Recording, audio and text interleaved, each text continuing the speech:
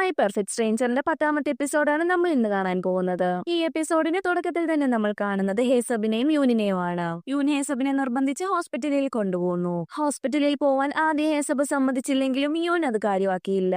തന്റെ അച്ഛന്റെ കാലിന് ഇങ്ങനെയാണ് മുടന്ത് വരാൻ പോകുന്നതെന്ന് യൂനിന് മനസ്സിലായി. അതുകൊണ്ട് തന്നെയാണ് യൂൻ ഹേസബിനെ ഹോസ്പിറ്റലിലേക്ക് കൊണ്ടുപോകാൻ വേണ്ടി നിർബന്ധിച്ചുകൊണ്ടിരിക്കുന്നത്. എന്നാൽ തന്റെ ബ്രദർ വരാതെ യൂൻ അവിടെ നിന്ന് വരില്ല എന്ന് വാശി പിടിച്ച് തന്നെ ഇരിക്കുകയാണ്. ആ സമയമാണ് അങ്ങോട്ടേക്ക് റിപ്പോർട്ടേഴ്സ് ഒക്കെ എത്തിയത്.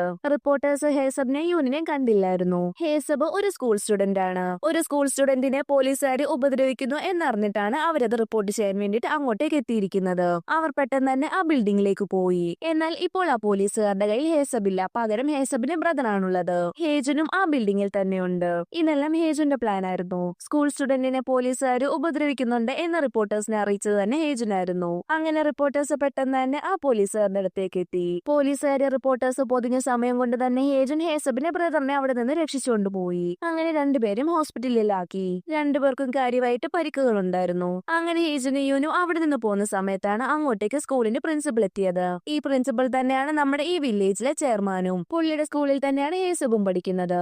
എന്നാൽ സ്വന്തം സ്കൂളിലെ സ്റ്റുഡന്റിനോട് സംസാരിക്കുന്നതിന് പകരം ഹേസബിന്റെ ബ്രദറിനോടാണ് പ്രിൻസിപ്പൽ സംസാരിക്കുന്നത്.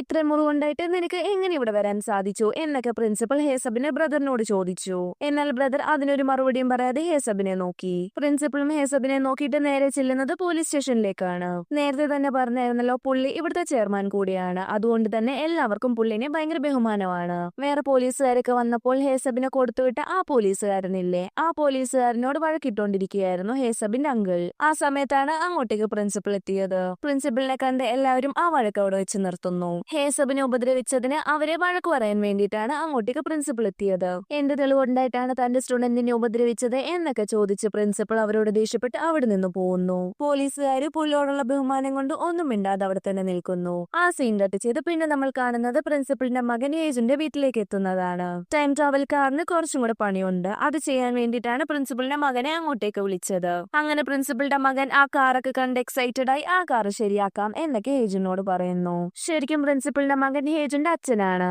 ഹേജന്റെ കയ്യിൽ ഒരു പേഴ്സ് ഉണ്ട്. ആ പേഴ്സിനകത്ത് ഹേജന്റെ അച്ഛന്റെയും ഹേജന്റെ ഒരു ഫോട്ടോ ഉണ്ട്. അതൊക്കെ നോക്കി ഹേജൻ ചിരിക്കുന്നു. അങ്ങനെ ഹേജൻ അവിടെ നിന്ന് ഇൻവെസ്റ്റിഗേഷൻ റൂമിലേക്ക് പോകുന്നു. അവിടെ തന്നെയാണ് യൂനും ഉള്ളത്.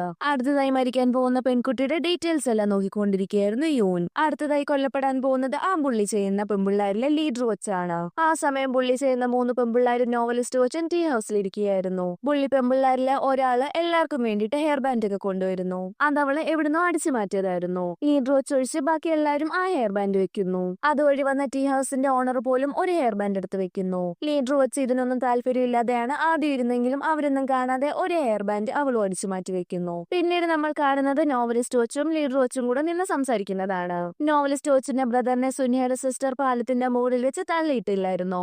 അന്ന് നോവലിസ്റ്റിന്റെ ബ്രദർ പാലത്തിന്റെ അടിയിൽ കിടക്കുന്നത് ലീഡർ വെച്ച് കണ്ടിട്ടുണ്ടായിരുന്നു. അന്ന് നോവലിസ്റ്റിന്റെ ബ്രദർ നോവലിസ്റ്റിനെ വിളിക്കുക എന്നൊക്കെ ലീഡർ വെച്ചിനോട് പറയുകയും ചെയ്തിരുന്നു. ആ കാര്യങ്ങളൊക്കെയാണ് അവരിപ്പോൾ സംസാരിക്കുന്നത്. ഈ നടന്ന കൊലപാതകങ്ങളെല്ലാം തന്റെ ബ്രദറിന്റെ തലയിൽ വെക്കാനാണ് നോവലിസ്റ്റ് വെച്ച് ഉദ്ദേശിക്കുന്നത്.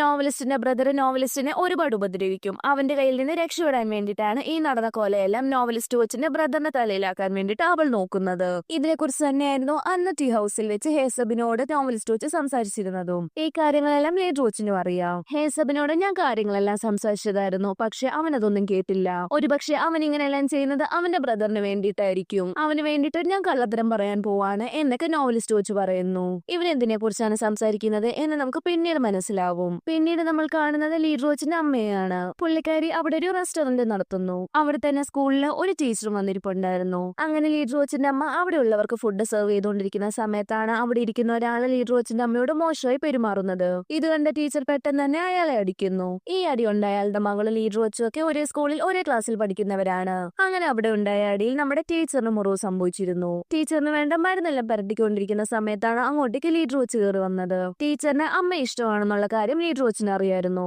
ലീഡർ വെച്ച് നോക്കുമ്പോൾ അവർക്ക് ഇഷ്ടപ്പെട്ട ഫുഡിന് പകരം ഇന്ന് അവിടെ ഉണ്ടാക്കി വെച്ചിരിക്കുന്നത് ടീച്ചറിന് ഇഷ്ടപ്പെട്ട ഫുഡാണ്. അമ്മയ്ക്കും ടീച്ചറിന് ഇഷ്ടമാണെന്നുള്ള കാര്യം ലീഡർ വെച്ചിന് മനസ്സിലായി. അവൾ അവിടെ നിന്ന് ദേഷ്യപ്പെട്ട് ഇറങ്ങിപ്പോയി. പിന്നീട് നമ്മൾ കാണുന്നത് ഇൻവെസ്റ്റിഗേഷൻ റൂമിൽ ഇരുന്ന് സംസാരിക്കുന്ന ഹേജനെയും യൂനിനെയുമാണ്. ഇവര് രണ്ടുപേരും അടുത്തതായി മരിക്കാൻ പോകുന്ന ലീഡർ വെച്ചിനെ കുറിച്ച് സംസാരിച്ചുകൊണ്ടിരിക്കുന്ന സമയത്താണ് ലീഡർ വെച്ച് ഇപ്പോൾ എന്ത് ചെയ്യുവാണെന്ന് നമ്മൾ കാണിച്ചുകൊണ്ടിരുന്നത്. പിന്നെ നമ്മൾ ഹേജനും യൂനും സംസാരിക്കുന്നതാണ് കാണുന്നത്. ലീഡർ വെച്ച് അമ്മയോട് വഴക്കുണ്ടാക്കി വീട്ടിൽ നിന്ന് ഇറങ്ങിപ്പോകും. അങ്ങനെ അവളെ കാണാതാവും എന്നൊക്കെ ഹേജൻ പറയും. പറയുന്നു. അവൾക്ക് ഇഷ്ടപ്പെട്ട ഫുഡ് ഉണ്ടാക്കി വെച്ചില്ല എന്നും പറഞ്ഞ് അവൾ വീട് വിട്ട് ഇറങ്ങിപ്പോവോ എന്നൊക്കെ യുൻ ചോദിക്കുന്നു. ശരിക്കും ലീഡർ വെച്ചിന്റെ അമ്മ അന്ന് ടീച്ചറിന് ഇഷ്ടപ്പെട്ട ഫുഡ് ഉണ്ടാക്കി വെച്ചത് ടീച്ചറിനോട് ഇഷ്ടമുള്ളത് കൊണ്ടൊന്നും അല്ല, എല്ലാം ഇവിടെ വെച്ച് നിർത്തണം, ഇനി ഇങ്ങോട്ടേക്ക് വരരുത് എന്ന് പറയാൻ വേണ്ടിയിട്ടായിരുന്നു പുള്ളിക്ക് ഇഷ്ടപ്പെട്ട ഫുഡ് തന്നെ ഉണ്ടാക്കി വെച്ചത്.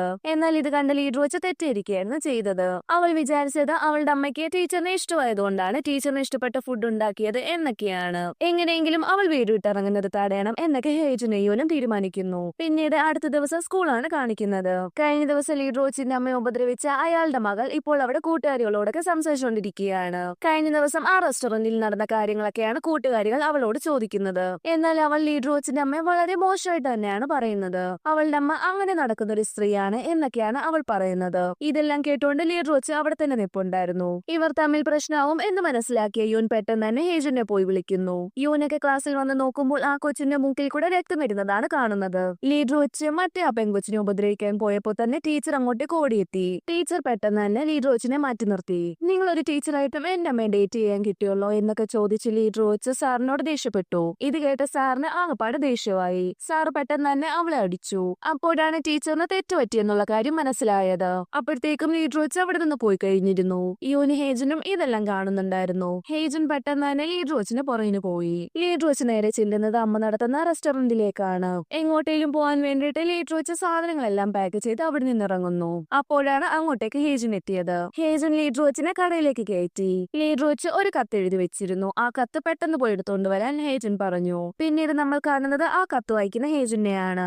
എനിക്ക് അമ്മ ഇഷ്ടമല്ല, ഇനി ഒരിക്കലും നമ്മൾ കാണരുത് എന്നൊക്കെയാണ് ആ കത്തിൽ എഴുതിയിരിക്കുന്നത്. ഇതെല്ലാം ഹേജൻ ലീഡർ വെച്ചിന്റെ മുന്നിലിരുന്ന് തന്നെ വായിക്കുന്നു. ഇതെല്ലാം കേട്ടിട്ട് ലീഡർ വെച്ചിന് തന്നെ ഒരുമാതിരിയാവുന്നു. ഈ ലെറ്റർ തന്നെ ഹേജൻ 9 തവണ വായിക്കുന്നു. ഇനി ഇത് വായിക്കണ്ട എന്നൊക്കെ ലീഡർ വെച്ച് പറഞ്ഞു. ഞാനിത് 9 തവണ വായിച്ചോളൂ. നീ ഈ കത്ത് എഴുതി വെച്ച് വീട്ടിൽ നിന്ന് പോയി കഴിഞ്ഞാൽ നിന്റെ അമ്മ ഒരുപാട് തവണ ഇത് വായിക്കൂ. ഇത് വായിച്ച് അവരെത്രത്തോളം വിഷമിക്കുമെന്ന് നിനക്കറിയാവോ എന്നൊക്കെ ഹേജൻ ചോദിക്കുന്നു.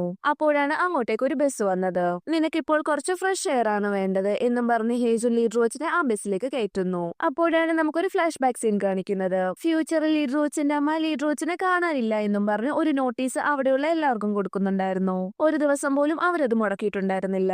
ഹേജനും ലീഡർ വെച്ചിന്റെ അമ്മയും ഒരുപാട് തവണ അന്ന് മീറ്റ് ചെയ്തിട്ടുണ്ടായിരുന്നു. അങ്ങനെ അവർ ചെയ്യുന്നത് കണ്ടിട്ട് ഒരു ദിവസം ഹേജൻ അവരോട് സംസാരിച്ചിരുന്നു. അന്ന് അവർ ലീഡർ വെച്ച് എഴുതി വെച്ചിരുന്ന ആ കത്ത് വായിച്ചിട്ടുണ്ടായിരുന്നു. അവരെ ഇഷ്ടമല്ലാഞ്ഞിട്ട് ലീഡർ വെച്ച് അവിടെ നിന്ന് പോയി എന്നാണ് അവർ ഇപ്പോഴും വിശ്വസിക്കുന്നത്. മരിക്കുന്നതിന് മുന്നേ അവളെ ഒന്ന് കാണണം എന്ന് മാത്രമാണ് ലീഡർ വെച്ചിന്റെ അമ്മയുടെ ആഗ്രഹം. ഇതെല്ലാം ഹേജൻ ടൈം ട്രാവൽ ചെയ്യുന്നതിന് മുന്നേ നടന്ന സംഭവമാണ്. അതുകൊണ്ട് തന്നെ ലീഡർ വെച്ചിന്റെ അമ്മയ്ക്ക് തന്റെ മകളെ എത്രത്തോളം ഇഷ്ടമാണെന്നുള്ള കാര്യം ഹേജന് നല്ല രീതിയിൽ തന്നെ അറിയായിരുന്നു. ലീഡർ വെച്ചും ആ സ്നേഹം തിരിച്ചറിയണം എന്ന് വിചാരിച്ചിട്ടാണ് ഹേജൻ ഇപ്പോൾ ലീഡർ വെച്ചിനെ എങ്ങോട്ടേക്ക് കൊണ്ടുപോകുന്നത്. അങ്ങനെ ഹേജൻ ലീഡർ വെച്ചിനെ ഒരു സ്ഥലത്തേക്ക് കൊണ്ടുപോയി ഓരോ കാര്യങ്ങളെല്ലാം പറയുന്നു. അവളുടെ മനസ്സ് മാറി തിരിച്ച് വീട്ടിലേക്ക് പോകാനൊക്കെയാണ് ഹേജൻ പറയുന്നത്. ഹേജൻ പറയുന്ന ഓരോ കാര്യങ്ങളും കേട്ടിട്ട് ലീഡർ വെച്ചിന്റെ മനസ്സൊക്കെ മാറിയെന്ന് തോന്നുന്നു. ലീഡർ വെച്ച് തിരിച്ച് വീട്ടിലേക്ക് പോവോ എന്നൊക്കെ നമുക്ക് വഴിയെ കാണാം. പിന്നീട് നമ്മൾ കാണുന്നത് യൂനിനെയാണ്.